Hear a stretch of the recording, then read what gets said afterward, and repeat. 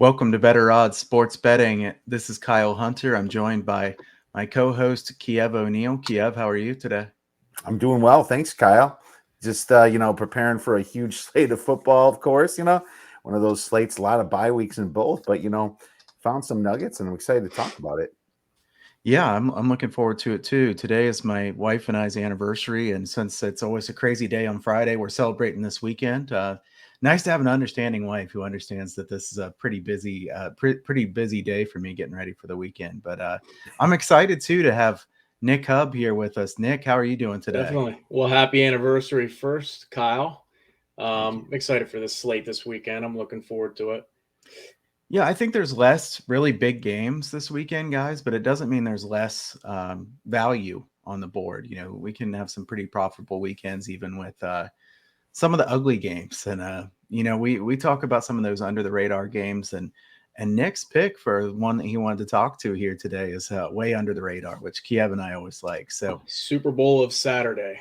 Super Bowl of Saturday. It's Everybody's only TV game to is going to watch, be on really. it. It's only game to watch. Right. All right, guys, let's jump into the games here since we got quite a bit to cover. We're going to start with Wake Forest and Army this weekend. I'll start with this one. Two really well-coached teams, in my opinion. Dave Clawson, 81, 63, and 2 against the spread all time. So he's been a moneymaker wherever he's been. I think Wake Forest, it's been really impressive how Sam Hartman's been playing so far this year. 12.4 yards per pass is average depth of target, really impressive, and only 4 turnover-worthy plays all season. 24th highest rated quarterback rating according to PFF. Army's pass defense, to me, extremely hard to rate. You look at who all they've played. What do we think of Army's pass defense? Because they've played Georgia State, UConn, Miami of Ohio, Ball State, Wisconsin. Western Kentucky is the one team that they've played that really is a good passing team, and they did put up over 400 yards on them, finished with 8.1 yards per play. Here's the question, though, guys. Who's going to get a stop here? Because Army has been really successful running the football, obviously, like they always are, and the defensive rushing success rate allowed 112th for Wake Forest. So I could see both offenses having quite a bit of success. I don't like betting overs with Army because everybody knows how slowly they play. They're 130th in tempo out of 130 teams. Wake Forest is 13th. So we have a pace war in this one. I think if I had to bet the side here, I would lay the points here with Wake Forest, but I don't have any strong opinion on this one. Kiev, what are your thoughts on this game? Well, first of all, what a bad spot for Wake Forest to have to play a team like Army. At least it's coming off a bye, which gives me more hope for Wake Forest because that's 2 weeks to prepare against an option team. It's been proven many times over and over that just 1 week's not enough, but I'm sure Clawson showed the kids this is some of their formations. Maybe he's not going hard on practice the first week, but he's kind of getting them to think about their responsibilities here. That's very important. And sometimes it's a buy on spot for me when the team has the buy and then they face the option team. But still, in the middle of the season, it really throws you off when you do something like this. And this is usually a spot that I love betting the other team. I do it in college basketball as well. Now, as far as Army, they just went through a really physical game with Wisconsin. Now, we know that Wisconsin, can't throw the ball to anybody. But at the same time, that defensive line and offensive line for Wisconsin is very strong, and they probably wore out Army a little bit. Now, Army did get the backdoor cover. Well, they were actually covering depending upon your number. It was 13. Then Paul Christ elected not to go for 2 for some crazy reason. And then if Army would have got that onside kick, they could have won that game. But either way, the thing that worries me for Wake is that they give up 4.5 yards per rush and they rank 119th in rushing success rate. That's bad. And going against an Army team, that's bad too. That has to improve or else they're going to be in some serious trouble. Army's defense is obviously weak against the pass, just like you said, Kyle. Great example with Western Kentucky there. And, with their passing game over at Wake Forest, they do a great job at it. And I think that they could win this game just through the air. Now, to me, this is a great live betting game. And the reason that is because if Wake Forest jumps up, they're not going to have to worry about the trickiness so much. they're going to, come in and stop the option. They're playing with a lead. On the other flip side of the coin, if Army's winning this game, Wake Forest is going to have to struggle to try to get back into it because Army's going to control the possession. Army's going to take away the possessions. They're going to go for 4th and 2 on the opponent's 40-yard line. They're going to go for 4th and 1. That's just the way they play, and they get it. They get it at a very high clip. So I think a live betting situation, if Army scores first, I think they could retain this lead just by pounding the ball. And if they score first, Wake Forest was not ready for the option. So I think in a live betting situation, whoever scores first is the one you bet on this team. Nick, what are your thoughts on this one? Yeah, I mean, both of these teams, you made good points about the passing game. I have neither team gives up many sacks, and for good reason for Army because all they do is run. But Sam Hartman should be able to sit back and toss the ball in this one. Army ranks 76th in the nation in sacks, and Wake has the 7th best turnover margin, but neither team gains. Both teams limit both teams on big plays. Army ranks 25th in the nation in 30 yards plus. Wake ranks 10th in the nation. So, I lean Wake Forest in this one, and I see, kind of what you said, Kiev, is if Army gets out, it's going to be a better game. But if Wake Forest gets out in front, they could be able to run away with it and get out of hand. It would be hard for Army to come back. So I lean Wake in this one. Well, one more thing to note for everybody that wants to bet this game, Christian Anderson, the quarterback for Army, has missed some time here of late. He's definitely their best quarterback. I know he's listed as questionable. I think most people kind of think he will play in this game. But if you find any update about Christian Anderson, by far their best quarterback. So if he's not playing, I think Wake Forest is a good bet in this game. If he does play, I think it'll be a pretty good contest. So we'll keep an eye on that one here as we get closer to this game. Guys, let's talk about a bigger game here. Oklahoma State and Iowa State. You could argue this may be about the biggest game of the weekend. Not a ton of marquee matchups this weekend. Oklahoma State comes into this game undefeated. Nick, I'm going to let you start on this one. What are your thoughts here on Oklahoma State against Iowa State in the Big 12? Yeah, so this is the matchup in this one is Iowa State's offense against Oklahoma State's defense, which both are top 25. Iowa State ranks 9th in the nation in yards per play or yards given up on defense, and Oklahoma State is coming in on offense 105th at 5.08 yards per play. So it's going to be a struggle for Oklahoma State to gain yardage in this one. So it's going to really depend on how much their defense is going to stop Iowa State. Oklahoma State has the better strength of schedule. Who has Iowa State beat to this point? But they do give up only 2.8 yards on the ground, and I lean Iowa State in this ball game. For what I just said there. Kiev, what are your thoughts here? So, I mean, this is a really weird looking at the metrics in this game because anyone with a 2.37 yards per play margin, you would think would be undefeated with the teams that they've played. And they have those two losses, stinky loss against Iowa and the Baylor loss. Now, Baylor's a better team than what some expected. And I don't think they're elite, but I think they're a very good team in the Big 12, and they're really causing some havoc, as you can see. But, I mean, the yards per play margin is just massive here, right? Now, if you look at the spot here, I mean, Oklahoma State coming off that big win against Texas, they have to get up again, because I really think Iowa State's better than Texas. I do. I think they're a better team than Texas, even though the record wasn't showing it, at least until last week. Texas has some massive defensive issues, but looking at some of the metrics here, defense, the Iowa State is really good at havoc. They're ranked 7th in their front 7 there, and Oklahoma State, their offensive explosiveness is not that good. It's 62nd. Their rushing play success is only ranking 105th. Everything that I see here is saying Iowa State minus like 7 to 10 points at least, right? And they're sitting here at -7. And you haven't seen a contrarian side to this line, right? Why hasn't this line been contrarian hit down to 6.5? You know, that scares me a little bit. That tells me maybe Oklahoma State is not the right side here. Spencer Sanders has not been a great quarterback, and he does not throw the ball deep very well at all.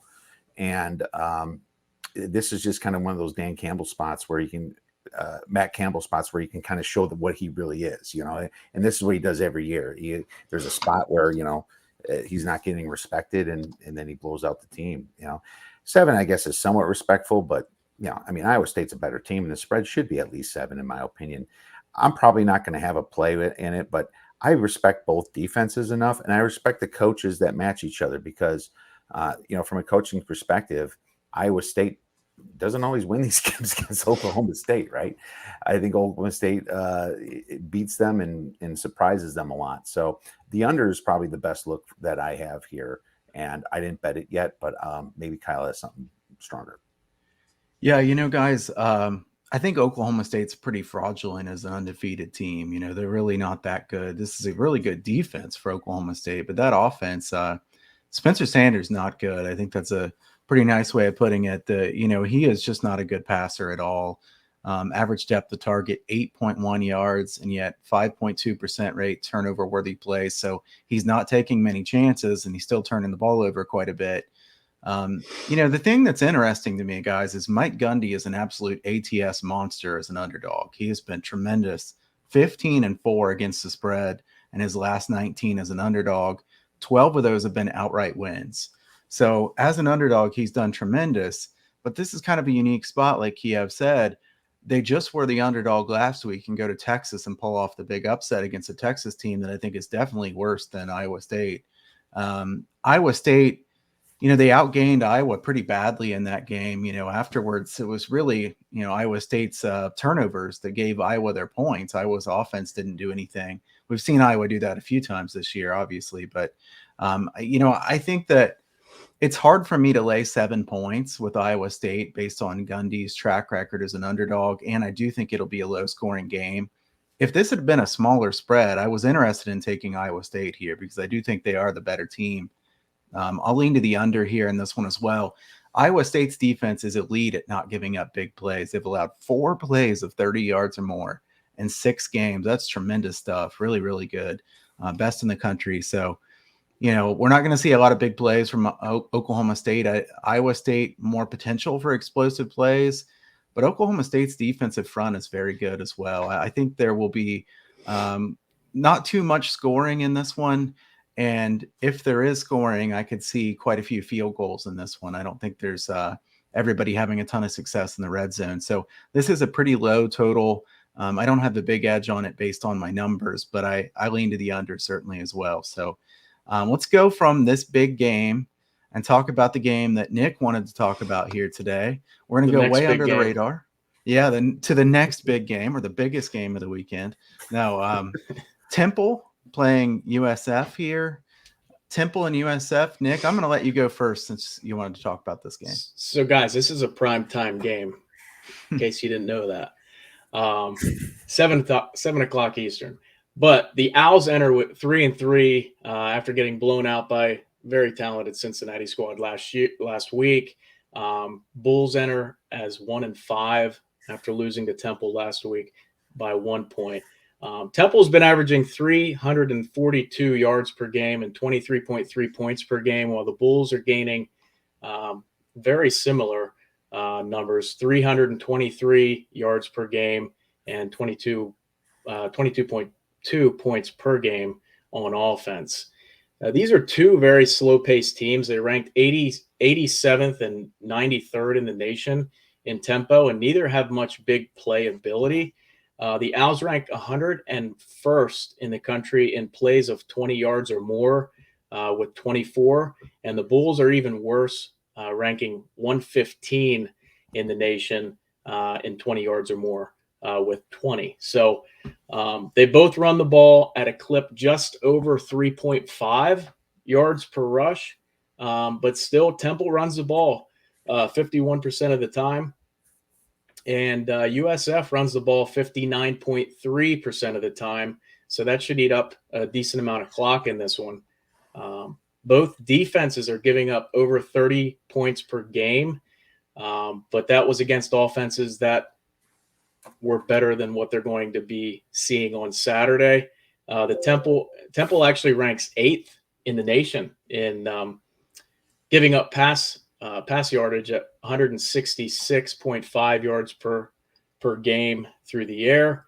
And I just don't think the offenses are going to be able to take care of the lack of defense on this because they're scoring and gaining less than their opponent has averaged on the season. So according to PFF, Temple ranks 107th on offense, and the Bulls rank even worse, 115. So not expecting many points in this one. I took the under. All right, so Nick's liking the under in this one. I'll go ahead and go next. I don't have too many thoughts on this game. To me, Temple, if you look at their yards per play margin, plus 0.11 yards per play margin, I think that's kind of surprising based on how bad they were in some of their games, that they're actually positive in the yards per play margin. USF, negative 2.05 yards per play. That's 123rd out of 130 teams. Both these teams have been terrible on third down offense, which kind of makes me want to lean toward what Nick's saying there with the under. 29.41% on third down and 31.25% on third down. And I think this is something that I would probably expect to continue based on these offenses being so inefficient in general, is that they're just not very good on those key downs. I would lean toward Temple on this one if I had to take a side, because who wants to lay points with USF with the numbers that they have? You're laying -2 with a team that's not used to winning, that has that kind of negative yards per play margin, that's 123rd out of 130. Having said that, I don't think that this is a well-coached team in Temple. I'm not a fan of Carey. I think that Temple's a team that I'd rather bet against than bet on, but there's no way I want to bet on USF. So, Kiev, what are your thoughts on this game? I actually have a pretty strong position on this game, and I know it's kind of one of those, like I said, it just like Nick, I'm going to be watching this game because because this is my big game of the week, right? Well, it's one of my bigger bets, I guess. But here's the thing: I like betting on teams that played an elite team, like a Cincinnati, and then they got a bye week to kind of think about it, and that's Temple right there. Now, when that game happened, I'll admit I had a personal play on Temple that I lost, but it was two fumbles that they had on special teams. The punt returner fumbled twice, and they just gave Cincinnati a very easy touchdown. So it's not like that blowout was quite what it really showed on paper, in my opinion. So what I'm looking at here is Temple switching their quarterbacks from Justin Lynch to DeJuan Mathis. Now, it doesn't completely show you in perfect stats, but if you adjust for what he had to go with and what Mathis had to face as a strength of schedule, Mathis is the better quarterback here, and I think it was smart. Now, Temple, if you look at yards per play, they have a massive 2.16 yards per play advantage. That's huge, 2.16 here. And South Florida, everyone's looking at, they lost by 1 to Tulsa last week. Well, they're doubled in yards. I mean, this was one of my major misleading final scores. Even though the right team won, I was like, this yardage discrepancy should have showed Tulsa blowing this team out at South Florida. So for all of those reasons, I love Temple as a dog here. I was really hoping I'd get a 3, but then somebody hit it, and it went down to 2.5, and that's where I had to take it, but it's down to 2. I wouldn't be shocked if this spread flips. And I really think that Temple's the right side, and I'm taking it for a few stars at least. All right, you guys are kind of talking me into it. I think I might have a little bit of action on this game, either Temple or the under, or maybe a little bit of both. And this might be the game that when it's on TV, my wife's like, "Why are we watching this game?" I was going to say, Kyle, you got to watch it. Right? Well, if your wife's doing that by now, I mean, geez. Oh, I know. It's our friend Adam Burke always used to say to me, like, I'd text him, I'm watching UL Monroe versus, whoever they were playing. He's like, why do you do that to your family? Like, that's cruel and unusual punishment, which, it kind of is. But at the same time, we're sports bettors and we're looking to make money. And it's always nice to try to watch the game and see what you were right or wrong about. So let's move on to another game, which I think this is a pretty good one. So I don't want to diss this game too much. Western Michigan and Toledo. This is a battle for two really good teams in the MAC. When I look at this game, there's a couple things that stand out to me. Western Michigan is the team that beat Pitt so far this year. Kenny Pickett made some big turnovers in that game. He's been really good overall this season. Western Michigan's special teams have been really bad this year. I think that could really bite them in a close game. 123rd in special teams grade at PFF. Toledo 79, so not great, but much better than Western Michigan. This is really a puzzling game because Western Michigan is exactly even in yards per play margin, 0.00. Toledo plus 1.34 yards per play. And, guys, when you see something like that, and then you see Western Michigan's favored on the road, it's pretty surprising because I think they're probably getting some respect for that win over Pitt, certainly. And Toledo's been extremely inconsistent. I mean, this looks like a team that could be the best team in the MAC one week, probably should have beaten Notre Dame at Notre Dame. And then they've struggled and had some really bad losses since then. The thing that makes me kind of like Toledo in this game is, remember Western Michigan's epic comeback last year against Toledo? That was action in the biggest way. I think Toledo remembers that game extremely well. And I would think if there's one game they're going to get up for here, Toledo should be really up for this game. Toledo, talent-wise, probably the most talented team in the MAC. I think a lot of people had them picked to win the MAC this season.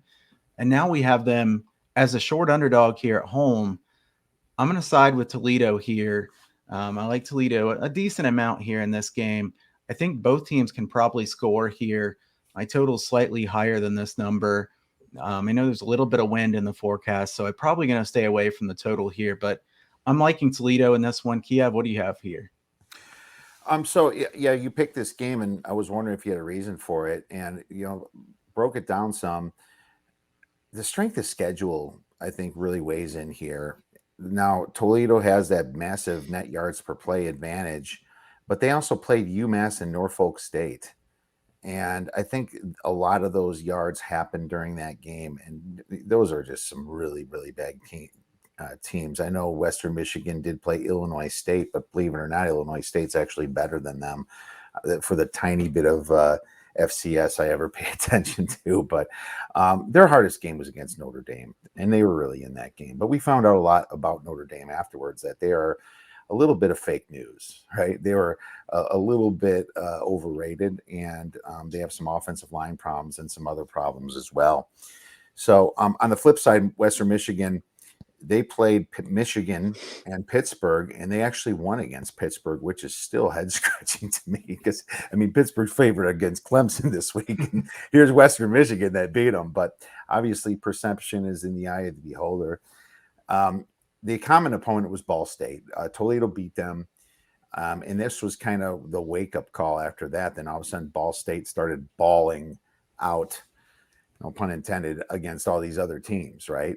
And they beat Army and some really good teams. Like, finally, the last year's Ball State showed up. It took you a while. I'm still waiting for a few other teams to show up, like San Jose State. But looking at the strength of schedule, and I've been hot on Western Michigan before the year started. I'm going to lean to Western Michigan. I have a slight disagreement with Kyle on this, but I think that's also why this spread hasn't hit a 3. It's there's reasons for it, and I have to think that this can be a great game to watch if you're a fan of the MAC. Yeah, I think this will be a good game. A 3:30 kick there in the MAC. Two teams that are pretty good. I think both of them have a good upside. So, yeah, this is one I actually would like to see. Nick, what are your thoughts on this game? Well, I'll take a different angle. I don't have many notes on this one, but both of these teams play slow. 114 and 83rd in the nation. Toledo ranks 116th in third down conversions. Western Michigan, they both run the ball a lot, so they're going to eat up clock doing that. Western Michigan runs the ball 60% of the time. Toledo 54.5, and both defenses do what they're supposed to do. Limit the offenses for less than what they average. So I would lean towards the under in this one. All right, so we have a lot of different thoughts on this one, which I think is nice. A lot of times we all agree on a lot of things, and it's nice to to have a little bit of disagreement and some different angles on a game. Kiev, it is really something that, Western Michigan beat Pitt, and now Pitt's favored against Clemson. And I don't want to bet Clemson. I know that. Everybody No. keeps saying, well, this is going to be the week that Clemson shows up. This is going to be the week that Clemson shows up. But they haven't for six weeks in a row. So, obviously it could happen at any point. But, people who've been betting on that every week have lost a lot of money so far this year. I don't think it's gonna happen. I mean, they're Doesn't used seem to like playing in the playoff, and they don't have a shot this year, so they really have nothing to play for. Yeah. Yeah, I would be surprised if Clemson just turns it on and is amazing the rest of the season. Certainly, Yeah. they could improve some. They are a well-coached team. Not necessarily a huge fan of Dabo Swinney at this point, but we have to admit he's a great coach, and it's going to be interesting to see where Clemson goes from here because they've been so elite. And like you said, they don't have as much to play for as they have had in the past. So let's switch over to the NFL side here. We're going to talk about the Sunday night and Monday night games this week in the NFL. Let's start it off with the Sunday night game here. Indianapolis at San Francisco. Guys, I'm going to start on this one and say that, the thing that really stands out to me about this one is the weather report for this game, because Santa Clara is not a place that you would expect weather to be a big issue. That's pretty much, you look at the California places and you think, weather's not going to be an issue there. It is going to be an issue in this game.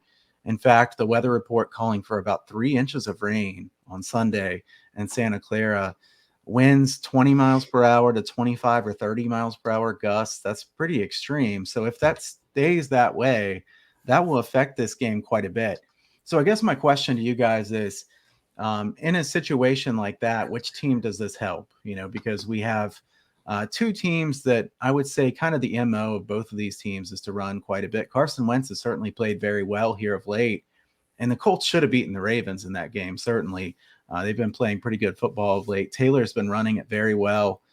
I will say that I would lean toward the Colts in this game. I think taking the points against a San Francisco team that has been terrible as a favorite at home.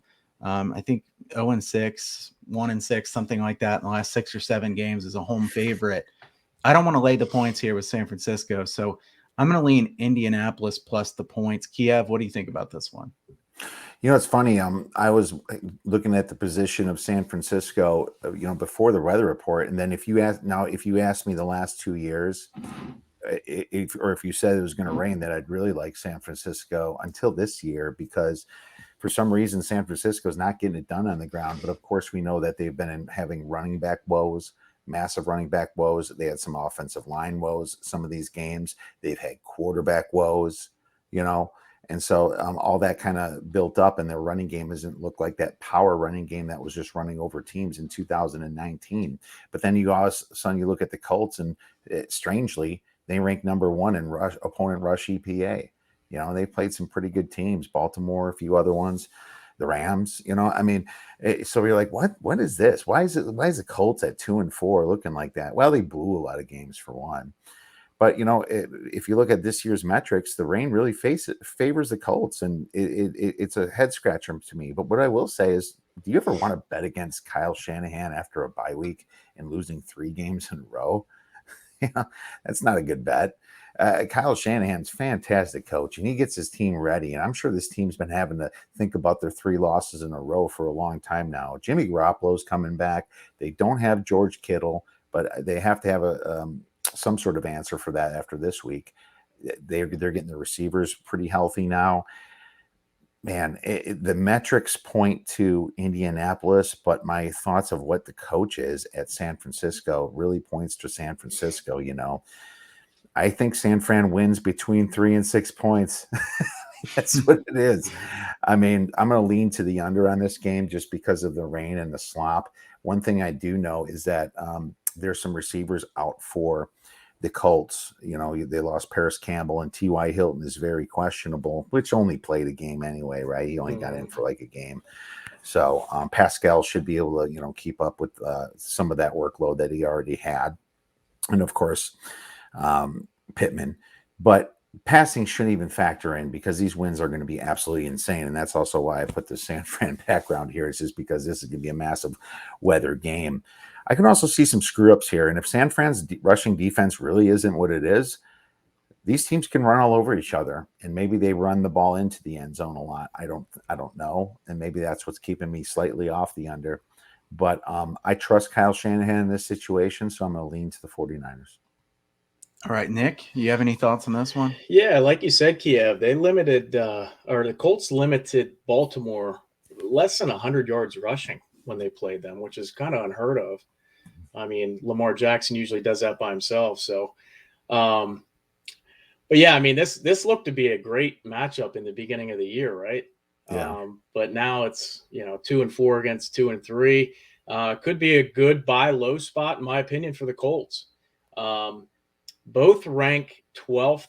They're both tied for defense, according to PFF, 12th in the NFL, and the 49ers rank 5th with only giving up 109 points thus far. Both teams are in the bottom half of the league in third down conversions on offense. And I think this is going to be the key to this game. San Francisco gives away the ball way too much. They're averaging 1.4 turnovers per game, and which is 23rd in the NFL. Indianapolis is a very disciplined team. They lead the league in fewest penalties per game, which is 4. And San Francisco gives up over 72 free yards in penalties, which is 31st in the league. So I think the turnovers and penalties are going to bite San Francisco in this one, and I lean Indy and the under in this one.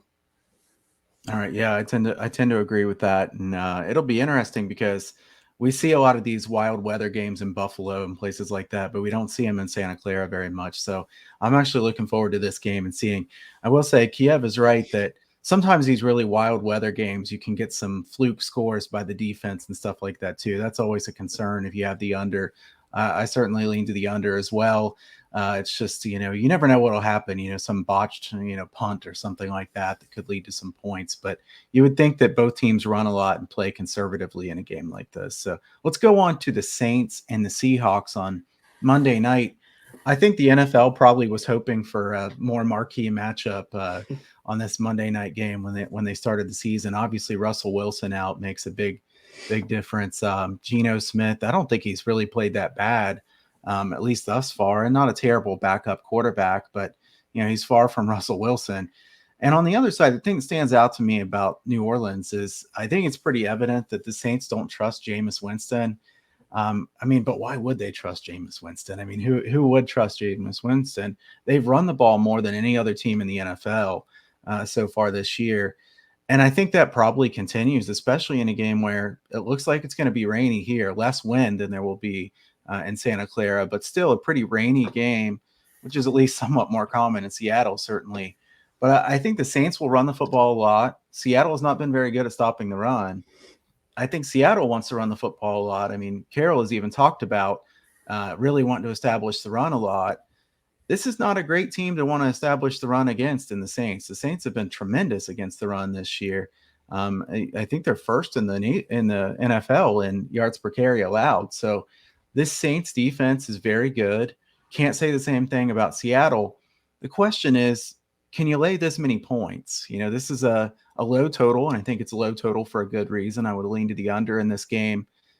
We're laying 5 points with the Saints on the road. If you just said to me, you're laying 5 points on the road with Jameis Winston and the Saints, I would be very concerned. Having said that, Seattle is not in a very good state right now. Seattle's defense is much weaker than New Orleans. I don't want to take Seattle. If I'm taking a side, I'd have to take the Saints. But like I said, it just feels wrong to be laying too many points on the road with Jameis Winston. So I'll lean to the under in this game. Nick, what do you have for this one? Another game that looked a heck of a lot better in the beginning of the year, right? Yeah. Lucky for Geno Smith and Jameis Winston, they're going to be going up against bad pass defenses here. They rank 23rd and 28th in pass yards per game. And then Seattle has yet to limit rushers to under 100 yards per game. But yeah, New Orleans has been rushing the ball more, but they're not a great running team. Both teams gain less yardage than the opposition is allowing and give up more than the offense is averaging. So One more stat that I found surprising is the Seahawks are the third best tackling team according to PFF. But I don't have much notes on this game, but I would lean Seattle because of the spread. Are they really good at tackling after they get the 8 yards? I was just going to say, evidently. I was going to say, so they're really good at tackling in the secondary. I had to throw that in there because I found that surprising. Yeah. Kiev, you have any strong opinions on this game? I mean, nah, that's super strong. Selfishly, I wanted a 3. I mean, who didn't, right? Right. Who didn't want to fade Geno Smith on his second game? I mean, right. and that just tells me the market's thinking like me, which you never like either. I think what might help if you're a New Orleans better is the fact that Buffalo was laying points on the road last Monday night and blew it, and people think that could be the same thing, but these are obviously mutually exclusive to anyone that bets sports. I mean, the bad news for Seattle is, like Nick said, they can't run the ball, or they're not good against the run. And actually, the reason they got back into that Steelers game when they're down 14-0 is they actually ran the ball. The Steelers were playing a little bit on their heels, playing a little bit of prevent, so it opened some stuff up for Seattle there.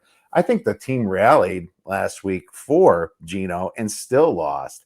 I don't know what they could be thinking here. One thing about Geno Smith is he can really let a game get out of control, and he can be very wild. He could be down by 3 points and then try to do something to win the game, and then ended up being like down 20 points, but by the final score. That's Geno Smith for you. There's no way I could bet Seattle. But the thing that really makes me lean towards New Orleans is that their rush defense is fantastic. It's always been fantastic. They're not real deep, but they're not that injured yet. They're getting some guys back coming off the bye. They only allow 3.3 yards per rush. So, that tells me that Seattle should struggle, and maybe they can bait Geno into making some of those dumb mistakes. Now, the question is, will Jameis match him in dumb mistakes? But Seattle only ranking 28th in pressure rate helps. That makes me think Jameis is going to have some clean pockets. What's funny is that Seattle used to have that great home field advantage. Was it the fourth phase or whatever they call it over there, fourth man? I don't know. But they're not doing it lately at home. They've been getting beat at home and beaten ugly at home. When Tennessee was struggling, they went to a Russell Wilson team and ended up winning. Sean Payton off the bye. That rings off your tongue almost like Kyle Shanahan off the bye. Kind of has the same feeling to me.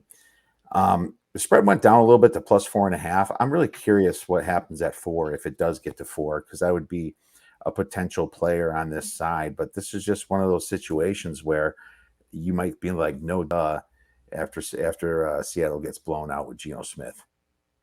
Yeah, I think that's fair. Guys, let's go into the segment that I feel like myself and Kiev pretty much like this segment about as much as any of them when we talk about underdogs that could win outright. Nick, I don't know if you had one of these ready. I'll go first. Well, before you start, Kyle, you kicked butt last week and your underdog hit outright. So did yours, right? And so did mine. I had Jacksonville and you had Minnesota. That's right. That's right.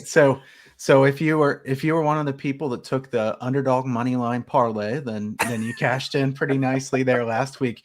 I will say we've done really well on these segments with these money line underdogs. We've hit them like the same week a lot. So I mean, I wish personally I'd been money line parlay. I know, that's it. Yeah, no kidding. I don't think it's great money management long term, but it would have been good the way we've been running. So Nick, no pressure, but let's see if we can get a 3-team money line underdog parlay here. There we go. I'm going to go first. I have one that's 3.5 points or 3, depending on the line. So I'm right at the edge here. I'm going to take Syracuse against Virginia Tech. I don't think Virginia Tech's very good. Syracuse, I'm not saying they're a great team, but I am impressed that Babers has gotten this team to play so much better this season. The offensive line has been at least serviceable, when in the past couple of years they'd been so terrible that they couldn't do anything. I think Virginia Tech is kind of going on reputation. Honestly, what has Virginia Tech done so far this year? They beat West Virginia at home when West Virginia had 2 or 3 first and goals and scored nothing. Or I guess that was West Virginia beat Virginia Tech. I'm sorry. That was where I think I said it backwards there. Virginia Tech had a chance to win that game. Yeah, I'm Virginia sorry. Tech also at the Yeah. very end of the game, Kyle. So. Yeah, that was my bad. I said that backwards. But Virginia Tech has not played very well this season. I don't think they've impressed me with anything that they've done. This Notre Dame game, not very good this year. Virginia Tech had a shot in that game. Really probably should win a game like that, especially at home. And North Carolina, that nice win at the beginning of the year, but North Carolina is not really what we thought they would be either. So not a great look so far this year for Virginia Tech. Even though I botched up my point on this one, I will say I still think that Syracuse is a pretty good look here as an underdog. Looking at the price here as I'm talking, I think about plus 140, plus 145 on Syracuse. So I'll take Syracuse. Kiev, who do you have this week? So I'm going to be a little bit more greedy. So your parlay is either going to pay a heck of a lot more, or it's going to pay absolutely zero when I blow it for you. And for anyone new to the show, we don't parlay. We just give out our most likely money line dog to cover, right, so you can get some plus money on a bet. But to win outright, I should say. East Carolina, I'm going with, and it's a big one. It's plus 13.5 against Houston. Now Clayton Tune has surprised me for Houston. I got to tell you this. I never thought much of the guy. And I was surprised when he came in this year, and I was kind of like Fade City, but Jesus, Houston's just been beating a lot of teams. But then you kind of look at, some of the teams that Houston's beat. It's not as impressive with Tulsa now, because Tulsa, they're a bad team. I don't know what happened to Tulsa, because they returned a ton of the same guys, minus Zaven Collins and their quarterback. Well, Tulsa looks awful this year. Houston beats Tulane. We found out more about Tulane, that they're not that good. They beat Navy by 8 points. Rice, anybody can beat Rice, even us three if we suited up. And Texas Tech, they lost to, by almost double digits. So Houston, not sure about their strength of schedule, but then I look at East Carolina. They also destroyed Tulane by a bigger margin than Houston did.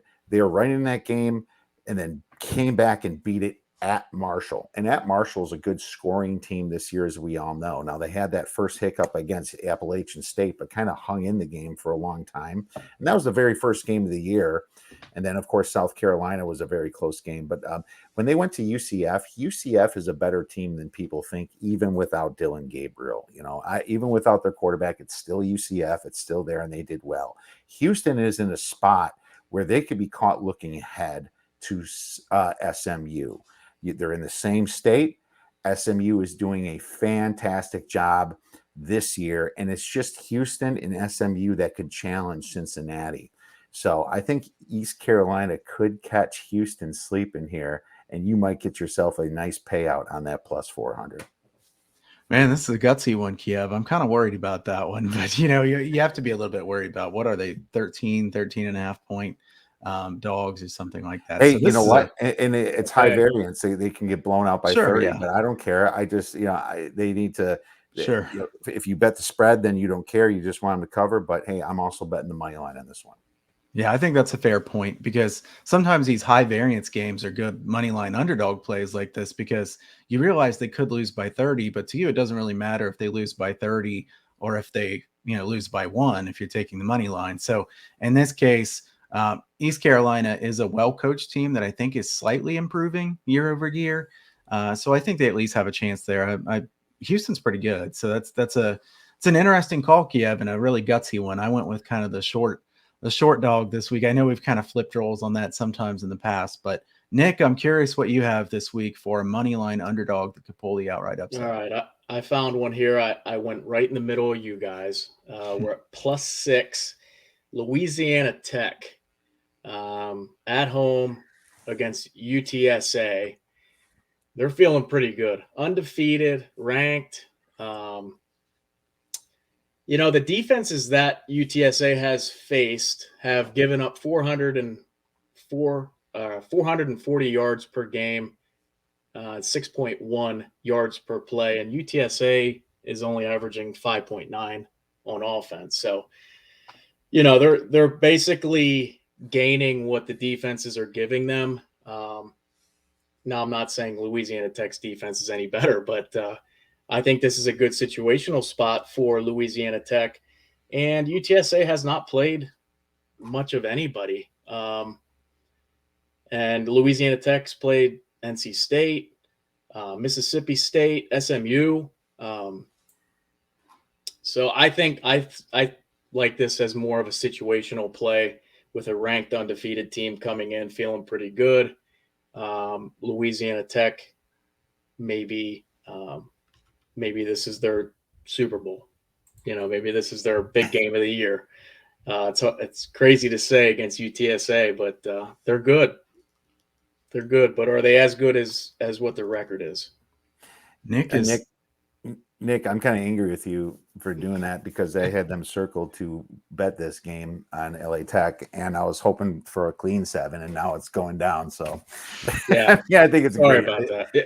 It's a fantastic pick, and I mean, especially because you're getting the value because they had a stinker against the UTEP team that keeps improving, and we've made money on UTEP this year.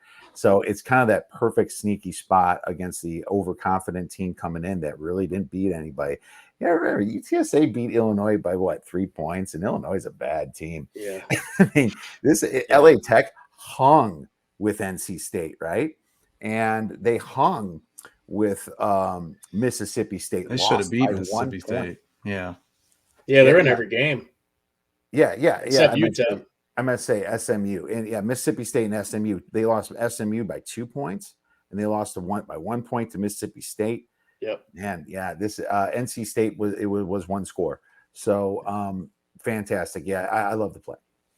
Yeah, I want to point out, since Nick brought this game up too, that Skip Holtz has been tremendous as an underdog, 51-32 against the spread as an underdog. So his teams have been tremendous to back as an underdog. They definitely should have beat Mississippi State. And then that SMU game, if you remember, it was a Hail Mary from SMU that won it right at the end of the game, the last play. So this team could have pulled some upsets. I do like UTSA as a team. I think that, they're a very good team. So I think if you're talking about this as a situational play, I agree more that it's a good situational play rather than just wanting to fade UTSA in general. You guys aren't impressed by their win at Illinois or at Memphis or Western Kentucky, I guess. But I do think UTSA is a very good team. Having said that, I think this is a good chance to take here on La Tech as well, though. So let's see how these moneyline underdogs do here for this week. And guys, Nick, I want to let everybody know where can they go to find your information here going forward. Yeah, so you can go, like it says there, Nick Hub Sports is my Twitter handle. Sportspickhub.com is my website where I give out subscriptions, daily packages, free picks on there. I'm also writing on the oddsbreakers.com, which I'm representing today. There you go, buddy. See that. But yeah, so I also finished the MLB, which I'm proud of. 54% up, 122 units on the season. Woo. And 5-3 in the playoffs so far. I started 5-1, dropped the last 2. So college football, we're looking at 23-19, but slow start to the year. We're 10-3 in our last 13 and 16-8 in the last 24 overall in MLB, NFL, and college football. So sportspickhub.com and Nick Hub Sports is the Twitter handle. Wonderful. Yeah. And the oddsbreakers.com. Obviously, we are also working for Sports Wager U. It's sessions and school for people that just want to learn how to sports bet. It's coming together. We plan on it being something really big. Make sure you guys check out Sports Wagering U. If you're a novice or even just intermediate and want to sharpen some of your skills, never a bad idea. And the oddsbreakers.com, we have tons of free plays for you guys. We have great handicappers like Nick and Kyle Hunter right there. And if you like us and want to support us, you can become a premium member. You get a shirt with it, and you're going to get merchandise kind of throughout your membership, as well as obviously get access to other pages in the place that makes you a better handicapper. Yeah, guys, I'm going to echo what he said there. The Odds Breakers is a great site to check out. Check out the podcast of the Odds Breakers. Kiev always has a good show there as well. And Sports Wagering U, really coming together. We have a Discord there for Sports Wagering U that we'll be chatting with bettors in. We have some sessions, some exciting stuff where we're trying to help people become more informed sports bettors. Nick's part of that as well. We're excited on everybody that's involved. I think it's going to be a fun project. As far as my stuff, 50 and 18 in my last 68 plays. So have been on fire here of late.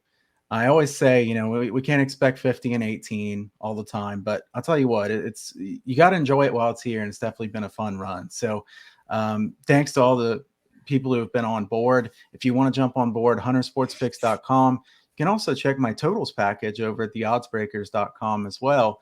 And free picks newsletter over there at huntersportspicks.com. Follow me on Twitter at Kyle Hunter Picks. Also follow Better Odds Sports Betting on Twitter, which will be tweeting out the links for this show so that you can watch afterwards as well. We'll be back again next week. Guys, thanks for being here, and best of luck with your plays this weekend, and I hope you guys have a great weekend. Go get some winners. All right, let's hit that parlay.